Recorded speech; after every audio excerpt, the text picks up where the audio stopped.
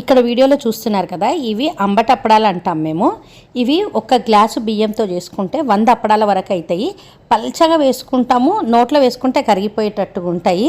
తింటుంటే అన్నం సాంబార్ అన్నంకి అద్భుతంగా ఉంటాయి. ఇవి పక్కా కొలతలతో వాటర్ పోసుకొని మనము అది ఉడికించుకోవాల్సింది ఉంటుంది. అయితే ఇక్కడ బియ్యం పిండి కాదు వాడేది. ఒక గ్లాస్ బియ్యం తీసుకొని నేను ఇప్పుడు మీకు చూపిస్తున్నాను చూడండి. ఒక గ్లాసు బియ్యము మనము ముందు రోజు నైట్ అనమాట, పొద్దున అప్పడాలు పెడతామంటే ముందు రోజు నైటే కడిగి మంచిగా నానబెట్టుకోవాలి. ఇక్కడ ఒక గ్లాసు బియ్యం తీసుకున్నాం అనుకోండి, ఒక 1 టేబుల్ స్పూన్ అంతా సాబుదానా తీసుకోవాలి. ఎక్కువగా కాదు, కొద్దిగా అనమాట. జస్ట్ దానికి ఏంటంటే జిగిరాడానికి. మీరు ఎక్కువ బియ్యం తీసుకుంటే ఎక్కువ సాబుదానా వేసుకోవచ్చు. ఇవి సపరేట్గా నానబెట్టుకోవాలి నైటే.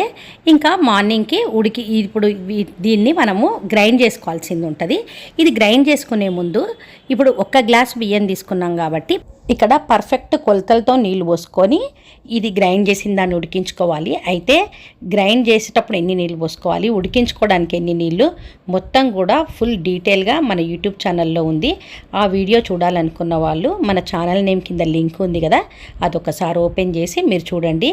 అయితే ఈ అప్పడాలని మనం మామూలుగా క్లాత్ పైన కాకుండా కవర్ పైన వేస్తేనే ఈజీగా వెళ్తాయి. ఇంకా ఉడికించుకునేటప్పుడు కూడా ఉండలు కట్టే ఛాన్స్ ఉంటుంది కాబట్టి కంటిన్యూస్గా కలుపుతూ ఉండాలి. ఎంతసేపు కలిపి ఉడికించుకోవాలనేది ఫుల్ వీడియోలో ఉంది, మొత్తం కూడా చూడండి. వీటితో పాటు మన ఛానల్లో ప్రోటీన్ అంటే పప్పులతో వడియాలు ఉన్నాయి. ఇంకా నెక్స్ట్ కాకరకాయ వడియాలు, ఇంకా రాగి పిండితో చేసే హెల్దీ వడియాలు ఎన్నో ఉన్నాయి. అవన్నీ కూడా చూడాలనుకుంటే మన ఛానల్ని ఫాలో అవ్వండి.